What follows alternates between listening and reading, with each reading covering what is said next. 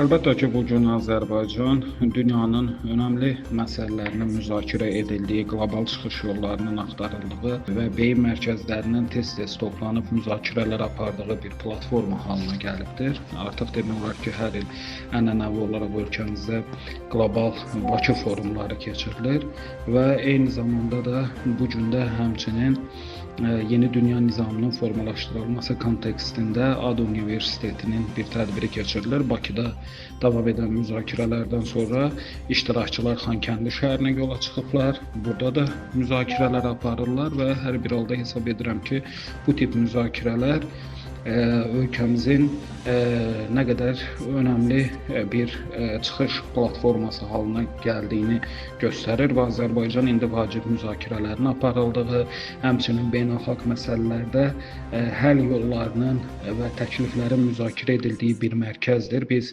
hələ ötən ilin sonuna doğru ölkəmizdə keçirilən COP29 tədbirində də Azərbaycanın bu müzakirələrə nə qədər uğurlu ev sahibliyi etdiyini gördük. Eyni zamanda yay aylarında da Şuşada artıq ənənəvi olaraq qlobal media forumları keçirilir və bütövlükdə Azərbaycan bugün beyin mərkəzlərinin hub'ı halına gəlibdir. Bizim siyasi-iqtisadi mənada gücümüzün artmağı fonunda bugün müzakirə platformalarında da vacib bir nöqtəyə gəlib çıxmışıq.